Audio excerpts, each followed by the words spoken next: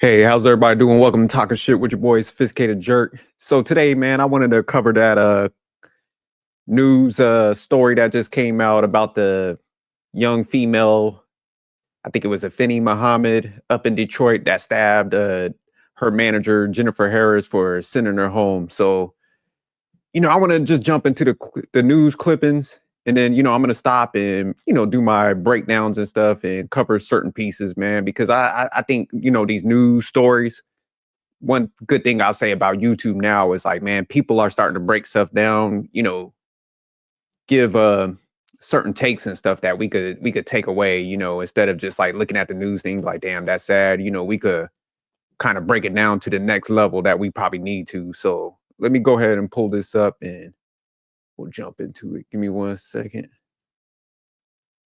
They ain't had to put the single mom to six up there like that. They could just say, the story like the manager got stabbed and she had kids, man. We had to do the single mom stuff. And with an update to a breaking story we have been following the last few hours out of East Point, where police say an employee stabbing her own manager to death. This all happening inside a McDonald's on 9 Mile. That's where we find Fox 2's Camille Amiri joining us with the latest. Camille, a lot coming out of this.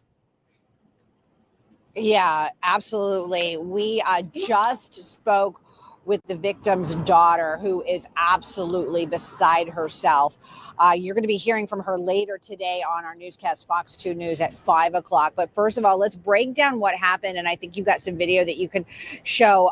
This was around 8 o'clock this morning here at the McDonald's in East Point on 9 Mile. There was some sort of verbal altercation between this manager and an employee who, incidentally, the daughter says they were friends, that they were friendly. The employee goes home, according to police, gets a knife, comes back, stabs the manager. We've learned her name is Jennifer Harris, 39 years old, six children, a single mom, working here for 15 years, stabs her to death. And then somebody in the drive-thru, this is happening in the area of where the employees are working in the drive-thru section of the fast food restaurant. Somebody going through the drive-thru, a CPL holder, sees everything happen. He shoots his gun in the air to try to stop everything. Unfortunately, he is not successful in doing so. But as the suspect is running out of the McDonald's, the police say that the man with the gun actually ran after her and held her. Let me stop it real quick. The sad thing is, like, the girl went home and came back, with the knife. So it's just like, man, she could have, yeah, there must be some mental stuff going on, because you would think people like would go cool down and be like, yeah, nah, you know what? I had some bad thoughts, but man, I ain't trying to go to jail. So to come back to the spot and escalate it up again and do what she did, yeah, that's definitely that's what I'm saying. You gotta be crazy to kind of do all that. Not saying like everybody got some like thoughts in their head sometime when a situation go down, you're arguing, but time you leave that scene and you go home and you break, yeah, that's where it stops. You're supposed to be like, oh hell no, I ain't about to do all that. Man, I like my freedom. So, and shout out to the guy that was like actually trying to stop it. So her at gunpoint until police arrived. She was arrested. Unfortunately, Jennifer Harris, 39 years old, died once she arrived at a hospital, multiple stab wounds. We did talk to an employee. Here's what she had to say about this horrible tragedy. She left for 5 minutes. She came back with a mask on her face. And the only thing I seen was her hands. That's how I knew it was her. And she started stabbing her, and I ran for help and basically asking everybody like, help or whatever. I tried to stop her. It was no stopping her. She stabbed her everywhere. And that's the sad thing about this too, because it's just like, man, just think, man, a lot of you have a lot of younger people working at McDonald's, college students, even people in high school, and they see something like this, man, the trauma that they even have to deal with, even Jennifer Harris, the manager, it's like, man, she has 6 kids. So it's like now they gotta, they lost their mom, because I know on the top it says single mom. So it's just like, man, that's their primary source of income, the affection and stuff. So this girl, like, she knew her and knew this situation. So instead of just like hey, that's my manager. Let me suck it up and maybe go home and wash that off. Maybe I was doing something wrong. It's like they came back and, stabbed her to death. So yeah, it's just that the person that did the stabbing, yeah, definitely was messed up in the head and put them underneath the jail.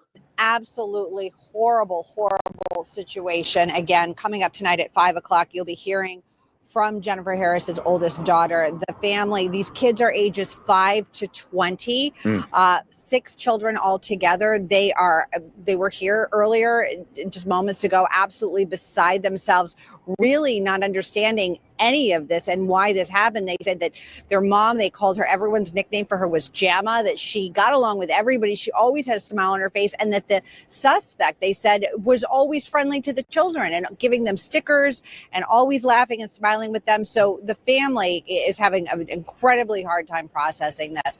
Of course, we're going to continue to follow the story, but that is the latest going on right now. Of course, that suspect in custody, also a female, 26 years old.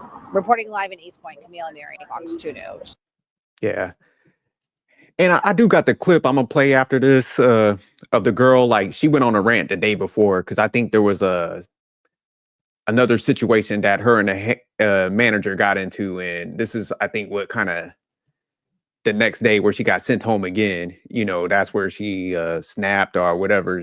She took it as I think the manager was messing with her. But the reason why I did want to cover the story, because it's just, I'm in the leadership roles also. And one thing I'm kind of seeing a trend of, I think, we came out of that effort ribbon era where it's like, oh, everybody's perfect. You can't do no wrong. Parents, the whole queen treatment, I could see no wrong in my kids' eyes. And I think it's doing damage to our kids, because at the end of the day, I think parents are they're trying to be friends instead of like, let me guide them to be responsible adults. And, part of that journey to be a responsible adult is constructive criticism. So on a lot of jobs, when we're doing like performance evaluations, we got to give that feedback, man. What you're starting to see is people cannot take any constructive criticism. Because I think since the parents, always kind of pedestalized the kids, never told them anything, like I said, they party for the most minimal stuff nowadays, where we're like, people are throwing parties if a kid get like a C on a report card. Kids for the first time are starting to hear constructive criticism when they're like getting into the workforce. And man, they are just like mentally shutting down and stuff. They're entitled, because a lot of times when I'm giving people, feedback to try to like get them up to that next phase, man, when I'm giving them that feedback and you hear what their responses are, it's almost like you would think you working for them and shit, the whole dynamic. So I think this is like what's messing up a lot of these kids. And it's like with the parents, it's like, man, you got to give some tough love and some feedback to prep them so they ain't snapping like this little girl right here, man, when she's like getting sent home. So now she's thinking like, oh, okay, I never heard this stuff before. I never, had repercussions for my actions. So now like these managers and other adults are getting the brunt of you guys not, kind of raising your kid the right way, man. So I think this is a good story to kind of break it down. But we're going to jump in to see what she's about to say. And you're going to kind of see why I was like breaking it down, where I don't think people are getting enough constructive criticism or some tough love in life. A lot of guys, we get it through sports and stuff like that. Coaches, they be like, hey, man, you suck and stuff like that. So we kind of have to go through that rejection phase. Females, even rejecting guys. So we kind of get it up front. But I do think like, as far as, women when they're younger, because even as I know a lot of fathers, they call them like, they got the princesses and they like extra soft on the daughter and stuff like that. So I see that dynamic playing out. But it's just like, hey, man, we do got to give some feedback to them. I got sent home early yesterday. I got sent home early today by the same person. I'm telling you, she's a bully. This isn't funny. She needs to understand that just because she's a mother and got children doesn't mean that she can come in the store, disrespecting people, talking to them like everybody's beneath her. She has no respect. And it isn't funny at all. Like, seriously, man, I got to take care of. And So keep in mind, like, everybody was like, hey, she was real well liked in there. She was very responsible. She's been working at this McDonald's, I think, when I seen the stories, for like 15 years. So in this girl's, like, her perception of everything is like, you're a bully. But in all actuality, it's just like, she's not processing like, okay, man, she sent me home. I'm pretty sure like don't get me wrong, there's bad managers out there, but most people just ain't gonna come up to somebody and be like, hey, you know what? You got to go home for the day because I'm I'm just a bully. You know what I'm saying? So you would think most people would be like, damn, okay, maybe I came late. Maybe I'm like not exhibiting good customer service up here. I'm getting like pissy with people. So she's not processing none of that. It's just her mindset went straight to that person's a bully. And that's why I'm saying that's where sometimes that entitlement comes in and if people just always kind of, like I said, put their kids on that pedestal where it's like, oh man, they can't do nothing wrong. This is my baby. This is my friend. It's just like, man, other people can't deal with your kid like you can. They don't have that unconditional love and stuff. So I think that's what it sounds like, a lot of entitlement in her where she's speaking right now. Sending me home early. It's not funny. She's playing games. And then all day, throughout the day, she keeps saying her little racial shit. And then throughout the day, she keeps on like putting negative energy in the air, talking about people, gossiping about people. It's not funny, man. Don't have to stop. She's a bully. I'm telling you. She's a bully. She brings a lot of negative energy in there. She always panic when there's a lot going on. And then she try to manipulate that and make it seem like we ain't doing something right. But we are working really hard and doing great. It's just the fact that she panicked. And I caught her a few times making a mistake. And she tried to hurry up and play it off. Nobody's perfect. It's God knows it happens. You know what I mean? Like, sometimes, like, somebody might get confused. So it gets busy, yeah. But she needs to stop playing like she don't be making mistakes. I be catching her. So all that animosity and that she keep putting in the air and stuff, they're trying to tell me I'm always snapping on people. No, that's false. No, I don't snap on people. I don't go in there doing that. I tell her, no, I make peace. That's what I'm doing. I've been creating peace. So all that negative energy that she's bringing in there and trying to manipulate it, no, that's going to stop. All that negative she's saying about, her personal life, all of that. No, she's bringing all of that in there and then playing games saying she want to take her belt off and beat somebody. Y'all act like my kids in here. No, we ain't your kids. Respect us. Stop talking to us like that. That is crazy. I'm telling you. So like, man, it definitely sounds erratic.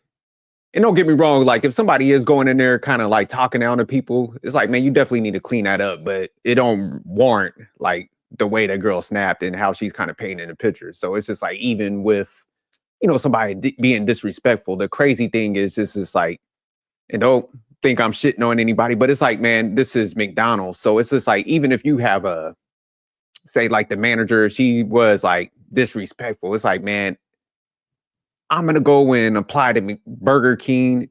And if this is like Detroit, so it's a pretty good sized metropolitan city, man, I'm pretty sure there's like other McDonald's facilities where you could transfer or, fast food places. So it's just like to snap and stab somebody because of this. It's just, it shows that there's a lack of like reasoning, logic for this girl. So that's why I'm saying it just don't line up to the pictures he's painting. Cause I wouldn't have been like, shit, say I had a bad boss. I'd be like, man, okay, man, I'm gonna go work at some other place. Cause I'm not about to, get myself in trouble. And now I'm going to get sent to jail because of this act for life, 20 years, whatever they're going to slap her with. So yeah, I think they set the bond at like 25 million. So it's just like, man, now because of this erratic decision, now you locked behind the walls and stuff.